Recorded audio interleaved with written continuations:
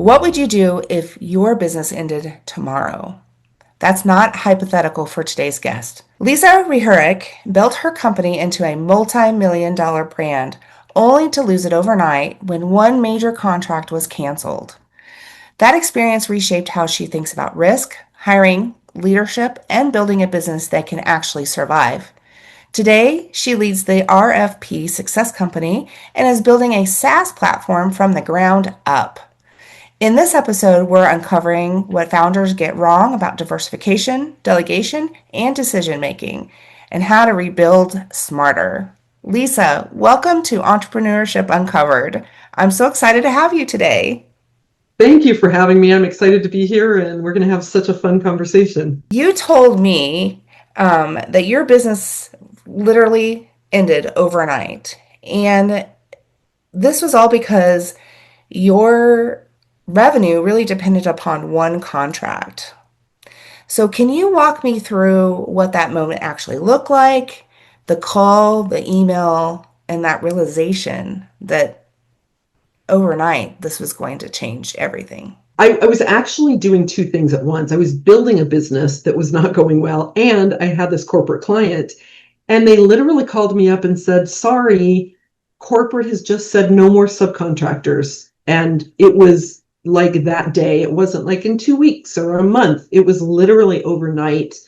And in that moment, there was certainly like a pit in my stomach, but I don't think in that moment I had the full realization of what was going to happen. And I also had rose-colored glasses when it came to the other side of my business that I was building. It probably wasn't until about a month in when, I'm starting to deplete my savings and my other business isn't making any money. And I'm like, I might be in trouble here. And that realization was very scary to me and people close to me. And yeah, that was crazy, crazy times. Yeah, I'm sure. So, I mean, looking back now, what early warning signs did you see that you potentially missed?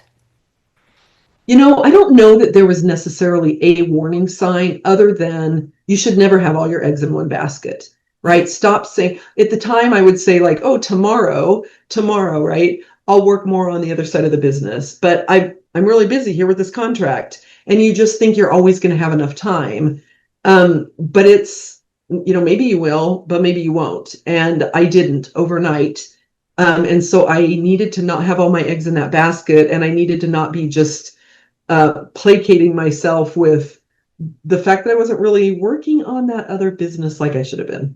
Yeah, yeah. Well, the woulda, shoulda, couldas, Right? they always I come know. back on you. Yeah. So, Always. The hindsight's so brilliant, right? oh, right. We're so smart looking We backwards. are. Oh my gosh. Well, you didn't just rebuild, but you've rebuilt better. And so, what have you intentionally done to design your business now differently than you did before? The obvious thing, right, is I make sure that we're diversified. It's always front and center in everything that I do in all of our strategic planning and throughout every month. Like, are we diversified enough in the different offerings that we have and the different clients that we bring in? And the minute that I start seeing it sway heavy one way, I start planning for what I can do. By the way, that contract ended up coming back, and they've been a client of ours for a really long time now. We're diversified within that client too. So if one part of that client goes away, the rest of it won't. And it's set up now so that it won't just collapse overnight. But we have a lot more clients now. So it is just really making sure that I'm diversifying. I understand where that shift needs to happen if something weighs too heavy in one way. COVID was scary. Some of what the federal government has done when it comes to the RFP space luckily hasn't affected us, but it made me have to sit back and think, like, what if this goes away overnight, or what if this happens overnight? What am I going to do? It's just always part of my world now and part of our planning. Yeah.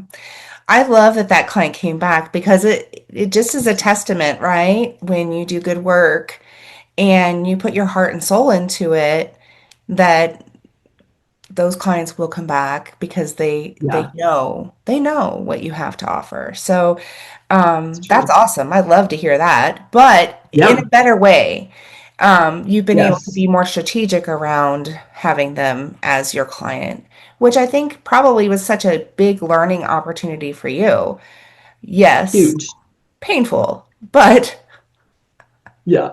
And I didn't have a lot of entrepreneurial experience, frankly, none. I came out of corporate and it was accidental, and I didn't have that experience. So there was a lot of things I just didn't know that I didn't know, right? And, now we have a bigger business, we've got 12 employees, like everything's different now.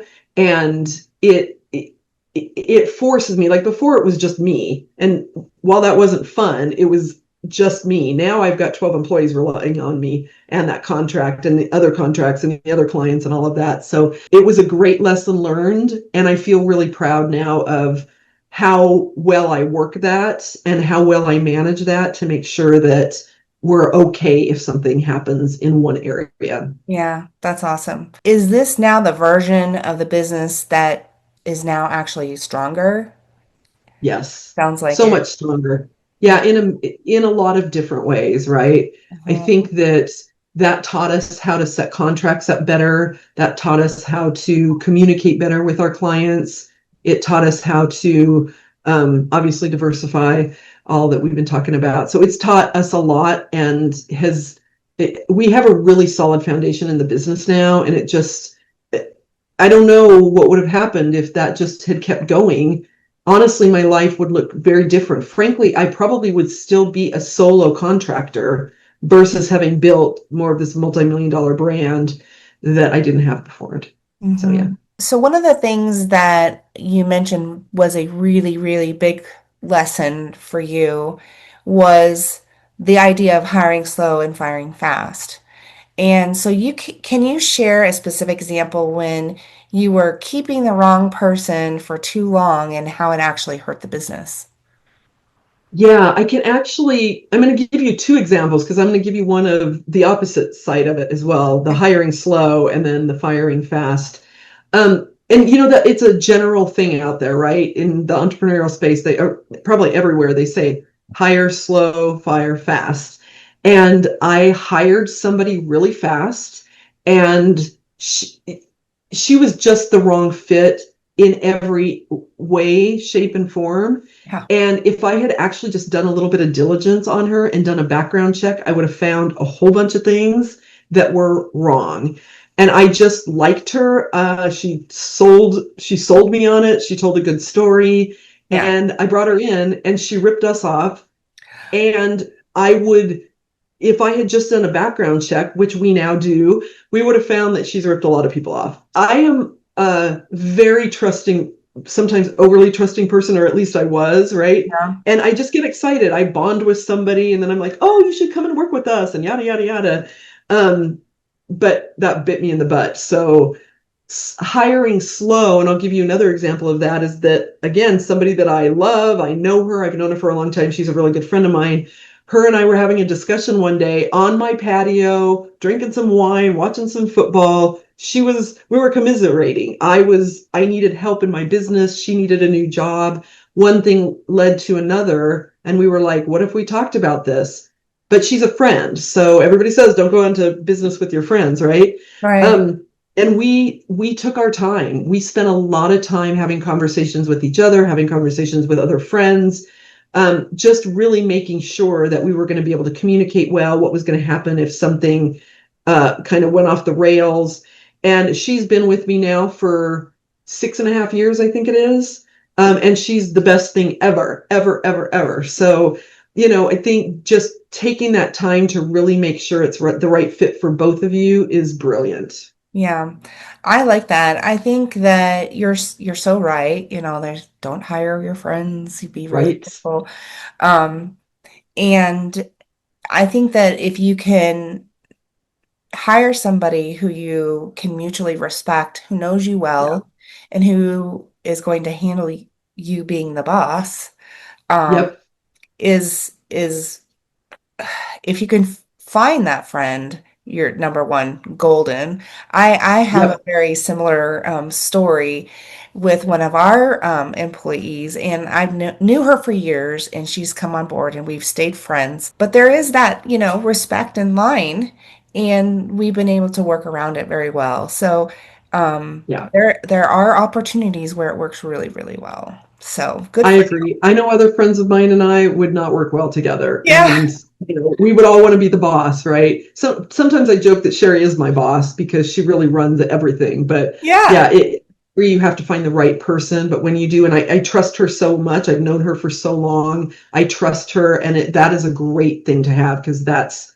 hard when you're in business for yourself, is to find somebody that you can really trust. Well, yeah, and move quickly because trust really is the foundation for everything. And you can move a lot faster if you're True. surrounded around people who you trust. So I love that. Perfect. So you highlighted learning how to build a team that you can trust. So, this is a Yep. perfect segue into touching on delegation and things like that. So, what tasks do you believe founders most often hold on to too long? I think that founders hold on to a couple of things. One, things that they love to do, but are not really the things they should be doing, Yeah. or things that they're just they're just holding on to because they want to control it, when really somebody else could be doing it better. Founders have a reputation of wanting to control everything and not wanting to delegate. And it's really a disservice to them when they do that, because as founders, there's a few key things that we need to do. We're in charge of growth. We're in charge of leading our team. We're in charge of profitability. Like, those are the things that we need to make sure are happening. And, I'm sure you can relate to this. When I'm in the weeds doing, writing content, trying to build a funnel, all of that, I'm not thinking at the level I need to be thinking of as a CEO, to make sure that we're growth minded, to make sure that, everything that I talked about from the diversification, make sure that we're balancing everything well. Those are two very different shifts in mindset, and it's really hard to go from one to the other and step into that leadership role if you're doing all the stuff. Think there's a time and a place. We've got to do it. I did it when I was a solopreneur, but now I trust my team to do those things, and heck, they do them a heck of a lot better than me. Yeah, and I think coming to that realization that they can do it better than you because they're going to focus on it, right? Yep. And how much better would you be as a founder or an owner with your vision and creating this future business that you really want to create? How much better would Yeah. you be if you could focus on that? So I think that is Amen. a huge learning thing, that all founders go through and have the most difficult time giving up. When I started my own company, everybody said, you're going to have a hard time with that. And I was like, no, I'm not. Because in corporate, I had a role at one point and I had one employee, and then I got called in to do another full-time job. So I basically ran two jobs simultaneously, and I just had to. And I was traveling a bunch, and I just had to. I was forced into it. And sometimes I think with founders, that's what ends up happening. You get forced into it, not in a good way. You get laid up in the hospital because you're burnt out, or something happens and then you're forced to do that. Do it before you're forced to. And it's better for everybody, and you'll grow so much quicker if you Hmm. can do that. Yeah. So, what does your ideal CEO time look like for you? Yeah, my ideal time is really, again, you know, the strategy, right? What is, looking at the financials, making sure we're in the right place. How do we need to shift things? How are we going to shift things? We're in the middle of a big marketing shift right now, which is really fun to think about, like, who do we want to be reaching in a different way? Obviously, we're in the middle of building this tech platform, which is super fun. I'm not building it, but I have a tech team and I've designed it. So those kinds of projects that I know are going to take the company into the future, making sure that, the team is taken care of, and what do they need more or less of from me, Right. and, being visible in the community and doing things for our community, and all of those kinds of things. I think as the CEO is where I'd love to be. And I think all of us as entrepreneurs like to come up with ideas, I know my team is like, oh my gosh, we even have a Slack channel specific for like Lisa's crazy ideas. Just put them Yep. in there and don't bother us with them right now. But I love coming up with new ideas and seeing how that might fit into our strategy. I love that. Yeah, I know. The shiny objects. Yes. Yeah, my team's always like, okay, next quarter maybe. Yeah, yeah. Yeah, my team will say yes, not now, or like, what are you thinking? What are you thinking? Yeah, So it's yeah, all good. I've learned how to manage that. And before I used to just throw it all out to them. And I realized I was overwhelming them. They're not entrepreneurs, they're employees, yeah. and they don't have that same excitement for all of those shiny balls flying in the air. Yeah, for sure. Yeah, it's a different thing, right? And we have different Yes. roles to Yep. maintain. I love that you started to talk about productivity and where a lot of people go through burnout before they realize that they have to actually start delegating. And I know that you care deeply about your decision making and making sure that you are maintaining your productivity. So, what is a habit that sounds so small, but creates, big, big results for you? I'm going to actually give you two, if you don't mind. No. The first one was really important early in my entrepreneurial career because, again, as entrepreneurs, we like the idea phase, and the execution side of it sometimes is not great, and we spend our time in the wrong places. So I actually just created this really simple thing that I call the do, ditch, delegate roadmap. And it was so simple. It was literally like, is this going to make you money now? Yes or no? Is it going to make you money later? Yes or no? Do you love to do it? Yes or no? And then it kind of took you through a flow chart of pretty simple stuff. If it makes you money now, yes, do it.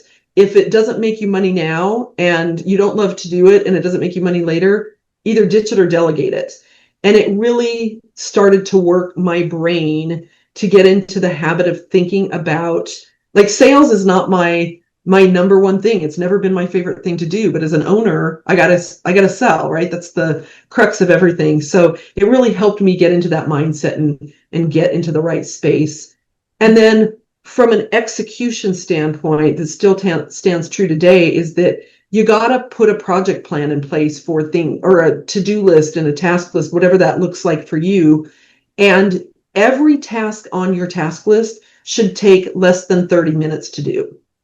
And if you're going to put something on there that says build website, you're going to avoid it forever because there's a million little pieces that Yeah, go with building the website. So when you break that down, it's not sexy. It sounds really arduous, but you'll get so much more done and you'll feel more accomplished and you'll move things forward faster.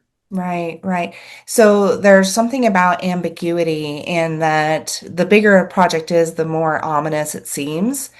And Yes. so breaking it down into tiny little pieces makes it a lot easier and you can execute faster. So yeah, I think Yes. that's a really great tip. And that Great. goes for like my entire team. I'm like, okay, you're overwhelmed. You don't have to eat the whole elephant. Let's just do one little tiny piece. So important to grasp that so that you can, number one, reduce the amount of burnout because overwhelm leads to, I think, burnout. Things 100%. that are Yes. unclear causes more Yeah. burnout than anything. Yeah, and I think too, when you're in a small business, everything can get overwhelming because there are a million plates flying in the air at any given time.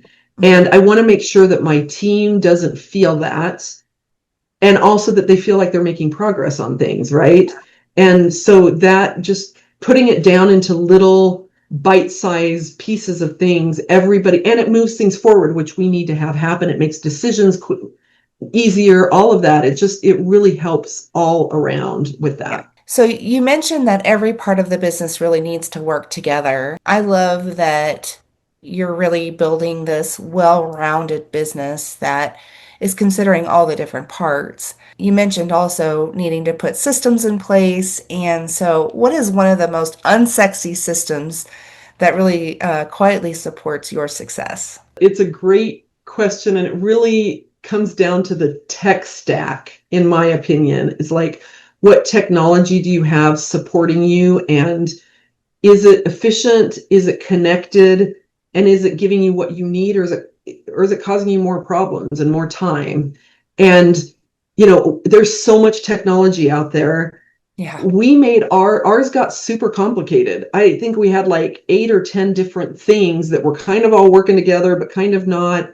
And in the last couple of years, we took that and put it into one system. And it's just so much easier for a million reasons, right? I Hmm. think that technology, again, so important for us. We need it. It will make us more efficient and support us in so many ways, but just don't overcomplicate it. Right. Yeah, I know the saying has been, and I don't know if they continue to say this, but there's an app for that. And what I Yeah. find is that, if there's an app for every little problem, you're going to have way too many apps to manage, which Yep. again leads to overwhelm. So, we're actually in the process of re-identifying a practice management solution that's going to kind of integrate all the different Love things. that. So I know Yep. I'm excited about that. And we're having to go back and look at, okay, what is the budget? What are we trying to accomplish? And build a plan out for that. But it's definitely unsexy. It's not Yep. something that seems like it's going to do a lot for you in the moment. But once you implement something that just like it takes everything and makes it more clear, it just Yeah. lifts the rest of the firm or the company up. So I agree. Yeah. I think it's so important to get that tech stack where you need it to be. It can get out of control pretty quickly, right? If you're a Yeah. growing firm, because you're like, I've got this little piece. Oh, we need to add this over here. Then we need to add this over here. And before you know it, you're like, wait, I've got zaps all over the place. I've got this over here, logins all over the place. Yeah. And if you're heading down that path, I would recommend like stop and find somebody that might be able to help you, because the other piece that we hadn't talked about yet is the AI component. So now Yeah. AI comes into play and it can do a whole lot of things for us, but also can be a huge distractor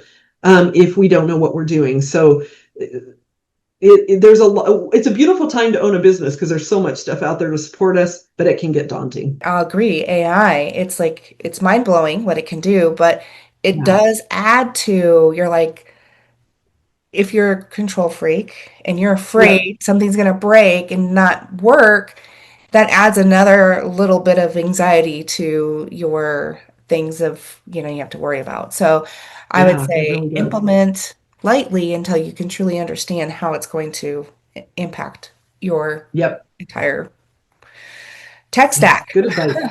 Good advice. You said entrepreneurship really found you accidentally, and I love your story of, having one corporate contract. And I feel like, you must have been in corporate doing kind of similar things and then decided to go and do it, on your own, quote unquote, on my own. And Right. then had this corporate contract and now all of a sudden you're this entrepreneur. What the heck? What happened? So It what was, yeah. what really surprised you about that shift from entrepreneurship from corporate? Yeah. So to give you a little bit of background, I was in corporate and then I had a colleague, actually somebody who managed me, my boss, come to me at one point and said, hey, I want to start some businesses. Do you want to come with me?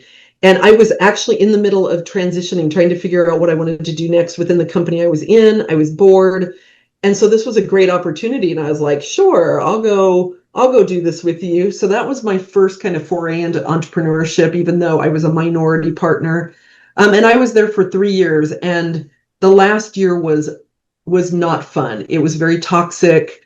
There was a lot of integrity questioning things that were going on, and I just had to leave. I had to get out of there. And so somebody that I knew well from the past company that I was with said, hey, we'll hire you as a subcontractor. And I was like, great. And so they did. And that's kind of that contract that kept building. They kept adding me in to do miscellaneous stuff. And at the same time, I was like, oh, I'm gonna start a business called Miss Simplicity. And it was all about time management and productivity. And that's really what I was trying to build on the side, but I didn't know what I was doing. The corporate contract was easy, if you will. Yeah. It was familiar and easy. One of the things that I would say going out to be an entrepreneur, having nobody in my family, no friends anywhere Yeah. did I know that were entrepreneurs, is that for whatever reason, I had this weird mindset that I was starting over and that I was trying to build my credibility. And I'm like, why am I scrapping everything that I've been doing for the past 20 years and not using that? And also, I didn't listen to anything that people told me. People were like, focus, find a niche, yada, yada, yada, all those things that you hear. And I didn't listen to any of it. I was like, yeah, whatever. And I should have listened because, when that corporate contractor went away, my business wasn't doing well. And I mean, I was in the hole. I was in the pit of despair for a good couple of years before I was able to pull myself out of it. Wow. Yeah, no, I think we are all a little bit guilty of not listening because we think, Right? oh my gosh, I know what I'm doing. But I have a similar background, like no family members who are entrepreneurs. Everybody was encouraging me, just go work for the government, go work for the IRS, you know? Yeah. So, so yeah, I mean, I really had to learn quite a bit of things on my own. And then I learned a lot from the business owners that I was actually working with. They were way ahead of me in some cases, and so I was able to be mentored indirectly, which was kind of a Amazing. nice way to do it. Yeah. What advice do you have for founders that are really in the messy middle? If you're a founder, you may feel like you're, successful on paper, but you may be really, really overwhelmed behind the scenes. Here's what I know about a growing, scaling business is that you have to be pretty well-rounded, right? You've got to be strong in the financial side. You've got to be strong in governance. You got to be strong in leading your team. You got to be strong in systems. You got to be strong in sales and marketing. And most of us are only good at a portion of that, Right. right? And what happens, I think, with owners is that they go all in on what they're good at and they kind of ignore the rest of it, either because they don't want to deal with it or because they don't have the budget for it or whatever. You got to start working that because otherwise you're going to spike up and then you're going to come crashing down and it's not going to be pretty and it's not going to be fun. I love that I had that experience, but it was not fun. And family was freaking out. I mean, there was crazy things that I did to try to make money.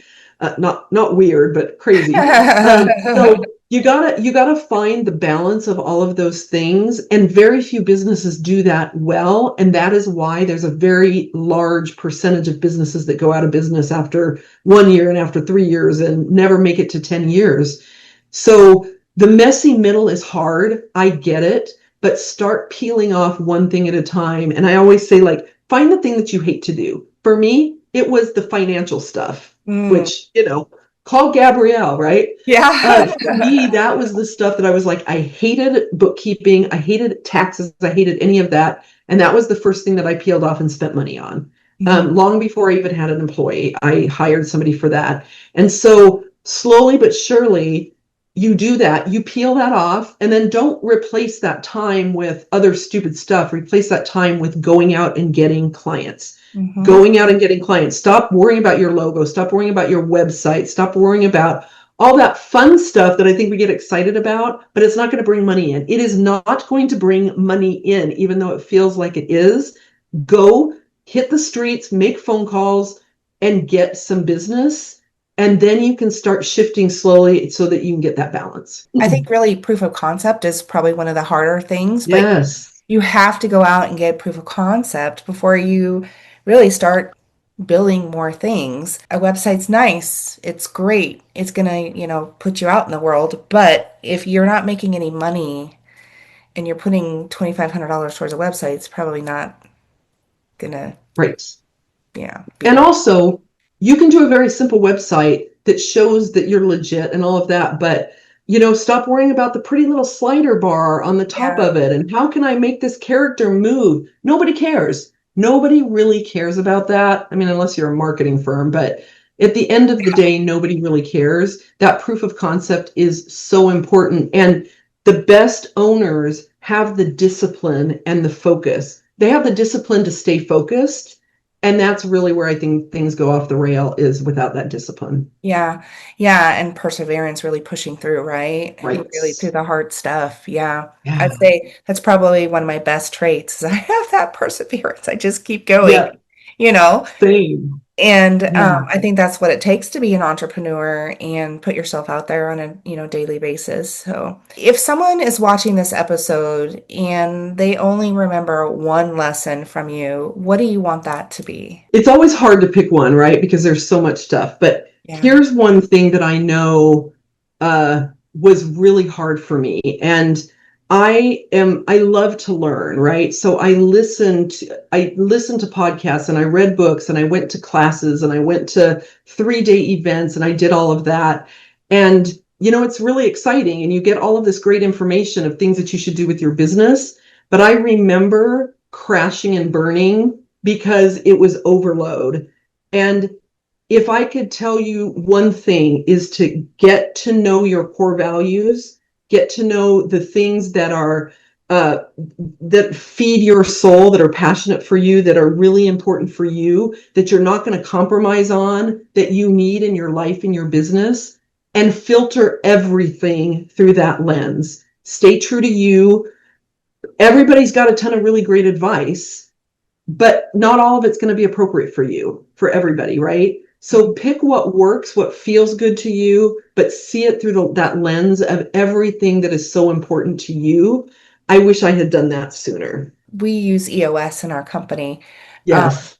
and it's really helped us to, make our hiring decisions and decisions about clients and decisions about long term where we want to be. So I love that advice. So thank you so much. Absolutely. That's the gold nugget um, Yay. of this episode, amongst many, actually. Tell us a little bit about what you actually do on a day-to-day basis, and then follow up with where we might find you so that we can reach out to you. I run the RFP Success Company and we help businesses respond. We help service-based businesses respond to SLED contracts. SLED stands for state, local, and education. So we're relatively niche, service-based in SLED, and we help them prepare their RFP responses so that they can hopefully win some work. And, that's really kind of the core of our business. We have built actually this tech platform that helps support smaller businesses that can't necessarily afford us, but still need an avenue to get the knowledge and the expertise that they don't have internally.